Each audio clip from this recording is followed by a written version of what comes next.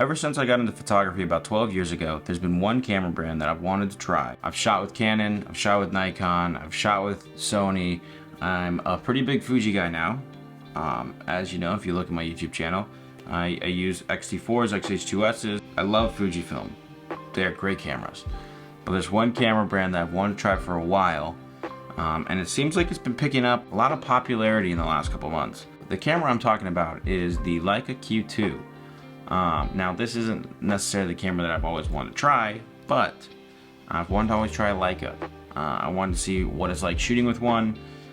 Is it actually worth the hype? For me, the question was, does it fit the right need? So I decided to rent it for a week and see if I like it, see if I don't, see if it's something I need to start saving for. But I really did like carrying around this camera. Here's some of my thoughts about it. As I'm talking about this camera today, I'm gonna be showing some B-roll of it, and I'm gonna also be overlaying images. Those images were taken on the Q2 over this last weekend, and so hopefully you enjoy.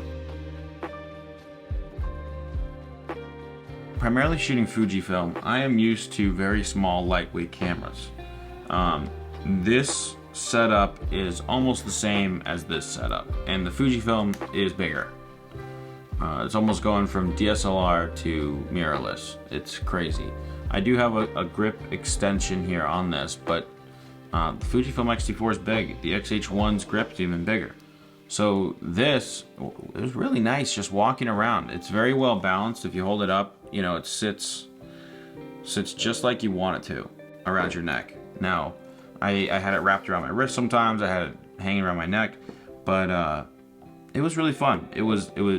We did beach day. We went to some parks, and I think that's where this camera ultimately shines the most, is carrying around and just taking pictures of life. It's almost like it's a replacement for your iPhone. So the build quality is absolutely great. I like the rubber. It's actually kind of rubbery, unlike some newer cameras that just has a print of a leather or a rubber.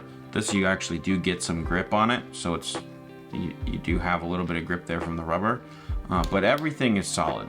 I mean, you're spending $4,000 to $6,000 on this, depending on if you buy it used or new.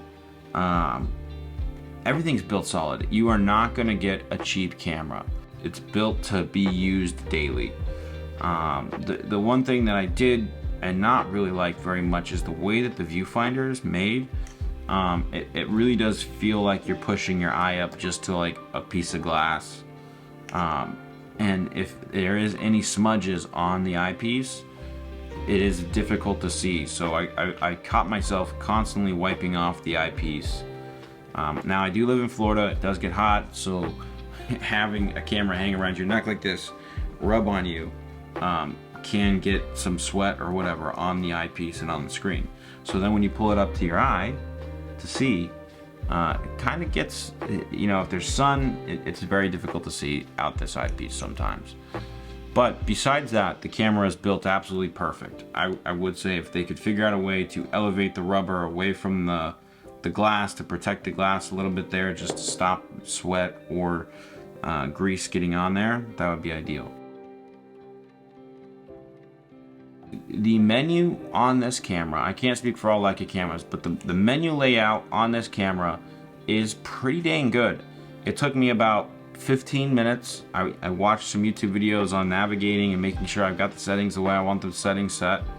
And then it was go time. Like, there was no playing around and how do I do this? How do I do that? You know, you scroll through the menus, they're laid out easily enough. Sometimes you get into these camera systems where there's menus buried in menus buried in menus, and it becomes overwhelming.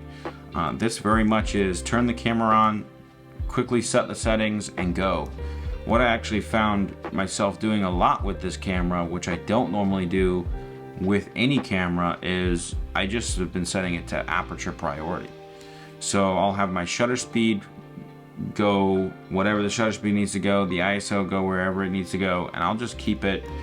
If, you know, I want depth of field, basically I'm just choosing the artistic feel of the picture with the depth of field at that point. So I can change the aperture really quick to low, or if I'm taking landscape, go upwards of f8. It's been really fun to kind of take away the meticulous thought process of, I've got to change my ISO, I've got to change my shutter speed, just change the aperture and go. That was kind of my idea with this camera, was make this a low barrier to entry to just taking everyday pictures, because I feel like I take so many pictures for work and for other people that my own life I feel fatigued at taking pictures. It was really fun carrying around this little camera, and I think I got some really good pictures with it. The optical quality of the lens is amazing. You get tack sharp in the middle, and it's tack sharp on the corners. Like, it's fantastic. One of the negatives for me on this camera was I constantly had in the back of my mind, this is an expensive object, right? I go out and I'm shooting with my X-T4 or my XH1, and it's, I mean, don't get me wrong, a $1,500 body and a $5,000 to $1,000 lens is an expensive package to be walking around with. You know, that puts you in the $2,000 to $2,500 range of carrying something on you that could get stolen. This puts you in the $5,000 to $6,000 range. So constantly in the back of my mind, I can't let this sit too far away from me. It needs to be on me. Especially the fact that I'm renting it. I don't want it to go missing. There is a little bit of mental strain about, should I pull my camera out in this area? Which you don't really want. You want to be able to just pull your camera out and take the picture when you see it. But there was a little bit of that mental, like, I don't know if I want to just walk around, you know, pretty sketchy areas with a $6,000 camera around my neck. I'm not disappointed with the quality of the lens, with the quality of the sensor. Like, everything comes out the way that I want it to. And to be honest, I'm gonna start saving for one. I think I'm gonna wait until the new Q3 that's rumored to come out in the next year, and by then I'll probably have the cash to pick one up. But it was a really fun camera and I enjoyed shooting it. This is a perfect everyday camera, except the price tag. Which, does that make it not perfect or not? I guess that's up to you. But for me, I'm gonna start saving for one. I really enjoyed the shooting experience on it. I enjoyed the menu system. I enjoyed looking at the pictures that come off of it. But I am going to be watching eBay for used ones for when they start dropping a little bit lower in price. This is not a cheap system, and a lot of people look at the camera and they just purchase it, but the batteries are expensive. This battery itself, if you're to buy a new, is like $200, $250. To buy a memory card that you want to use in this camera to avoid it locking up, it's gonna be $300 to $400. You want a fast read-write speed on those SD cards. And so, all in all, I do think this is one of the best everyday cameras that you can get. With the crop modes, the way that it handles that, the image quality, everything is amazing. To play with this camera and to use it has been in the back of my mind within the first few years of starting photography.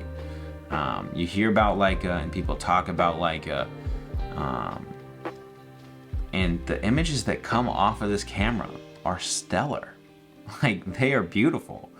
I hand this to non-camera people and they look at this camera and they say, wow, this is a beautiful camera.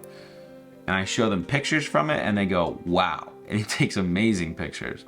So this sucker, hands down, great little camera. Leica's outdoing themselves with this. The price is to be negotiable. If this is too much for you, if this Q2 is out of the budget, you could look at a Q. You could also look at the Fujifilm X100 series.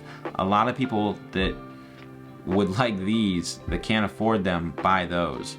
But that's not the only people that use them. Those cameras are fantastic in themselves. But this Leica, I think I'm gonna have to get one day. But I don't think it's today. So spend responsibly, save up for things that you want, and sell things you don't use. Have a good day.